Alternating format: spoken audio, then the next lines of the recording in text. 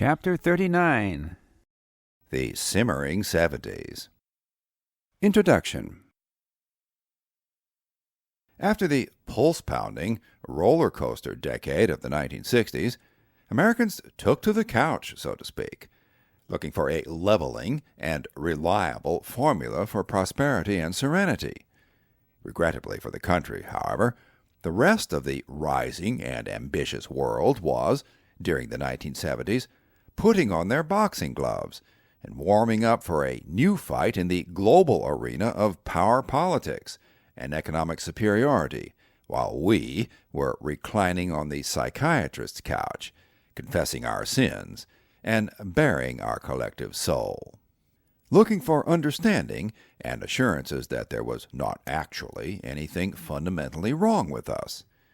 While we were thus preoccupied, holding hands and singing "All You Need Is Love," which the Beatles had taught us, the communists, both Soviet and Chinese, were fortifying themselves with a new conviction of the inevitability of success that Karl Marx had said they deserved. So emboldened, they now played another hand in the game of global domination, notwithstanding their tragic real-world failures to even feed or motivate their own people. The Japanese, meantime, themselves fortified anew with their national samurai spirit of innate cultural superiority, which even the firestorm experiences of Hiroshima and Nagasaki had not been able to blast out of them, were, all during the 1970s, rising convincingly from the ashes of defeat in World War II, putting on their track shoes and positioning themselves to run, and to win, a new global economic race that would earn for them vastly greater rewards than the creation of their Asian co-prosperity sphere back in the 1930s had ever aspired to do.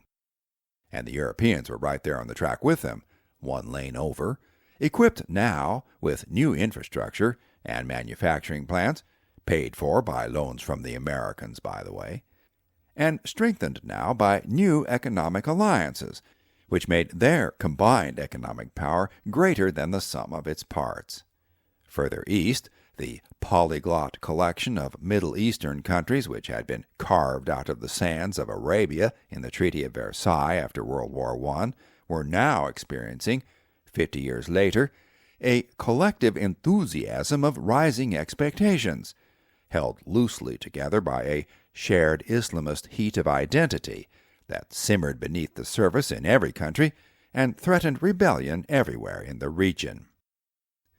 While all this was going on, in Africa, the Europeans' former colonial empire had disintegrated into warring and vulnerable states, which left the mineral and agricultural riches of that vast dark continent almost as accessible as they had ever been during the halcyon days of colonial power.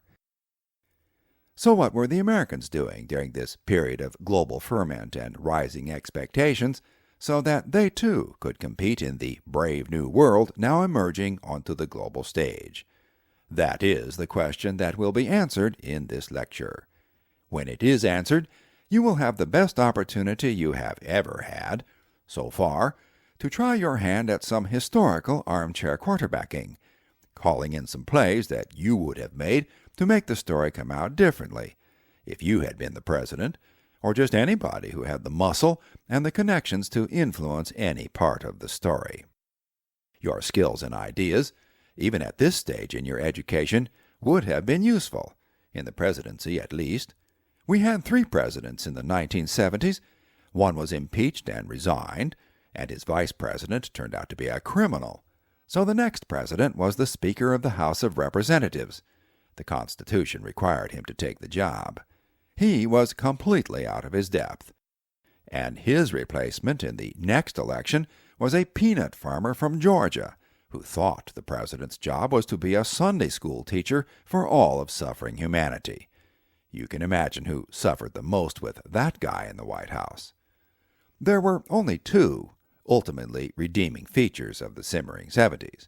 First, that it ended, as Father Time has a way of ending everything, and second, how it ended, because in 1979, the country finally got the antidote to the decade-long dreary blues when the people elected a hard-scrabble, smash-mouth competitor to lead them, a man who had a vision of greatness for his country, a vision he was sure in his bones was its destiny. How well that worked out is the story you will learn in the next lecture. But before we close out this one, we must concede that the simmering 70s did have a few bright moments. The president who was impeached and resigned turned out to be rather of a force of nature, a real gladiator on the international scene, and his Machiavellian machinations also solved some problems at home. We have to give him that, and we should thank him for it. Too bad the man was so fundamentally insecure and passive-aggressive personally that he had to lie or try to manipulate the Congress and the American people to get a lot of what he wanted, all of which he was sure the country would thank him for later. You couldn't get away with that kind of behavior so easily in those days. Lying to Congress and to the people was an impeachable offense, and that did him in. But his political demise did not diminish the rightness of his policies when history vindicated him in the end, and history did indeed vindicate him in the end. There's an excellent term paper idea for you, by the way. Can dishonest and unethical means sometimes justify an important and needed outcome? It's an age-old question and dilemma, and this president's career offers you ample scope to venture an answer.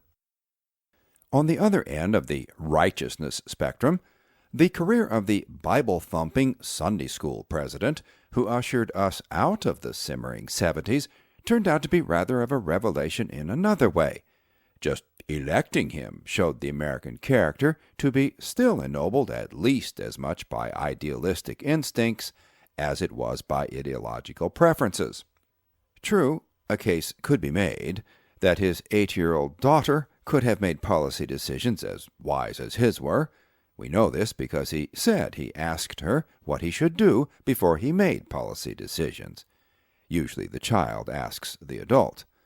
But this president took seriously Jesus' admonition that a child shall lead them, and since he had a child, he wanted to do what Jesus would do.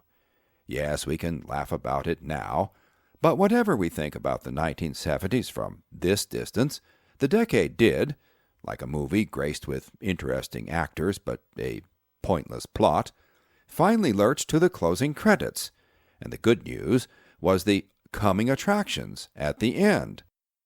The next feature show that was spooled up on the projector would be peopled with a completely new cast of characters, and energized by a new script that was as inspiring as it was authentic. Still, the decade of the simmering 70s did turn out to be one of the most instructive in our history. It taught us the importance of staying engaged with the world, both our world and the world outside, which, even in the 1970s, was becoming the global village we are so familiar with today. Had we stayed engaged at home, we would not have suffered the disconnect with the political power structure guaranteed to alienate and enrage public sentiment. We could have grown our economic power and independence too, like the Japanese and the Europeans were doing, instead of abdicating our economic strength and leadership to them.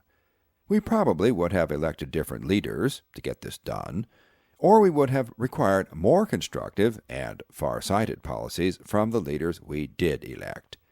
Had we paid more attention to our cultural strengths at home, we could have raised a generation of more useful citizens, and the incipient dead-end drug culture among the youth might have remained only a footnote in the American history book. Had we stayed engaged abroad, we might have more realistically confronted the growing challenges of resurgent communism and Islamic fundamentalism. Communism in the Soviet Union might have withered and died a decade earlier, pushed onto the trash heap of history by a resurgent American economy, which made increasingly embarrassing and obvious the failures of Marx's workers' paradise, pushing Soviet communism possibly into irrelevancy, and then into extinction. That is, in fact, exactly what happened a decade later under the strong-willed American president who followed Jimmy Carter. Even the resurgent forces of Islamic Jihad in the Middle East might have been curtailed and controlled if a strong United States had prevented the fall of Iran or demanded reforms from the Iranian Shah. Then the Soviets would not have been tempted to invade Afghanistan, which catalyzed the creation of the Muslim resistance that led to the global war on terror we are still fighting today. Closer to home, a clearer engagement with the gruesome realities of our own Vietnam War during the 1970s would have gotten us out of that mire of tragedy and regret sooner rather than later. It's too bad when a decade of our experience ends up being mostly a cautionary tale about missed opportunities. What we learned from this decade, and how much we learned, you will discover in the next lecture. This lecture is, in fact, almost a prologue for the next one, like the first half of a football game where the visiting team whips the daylights out of the home team, then the home team comes roaring back in the second half to reclaim the glory it knew it deserved all along. That's the story you will enjoy in the next chapter. This chapter sets you up for that victory parade.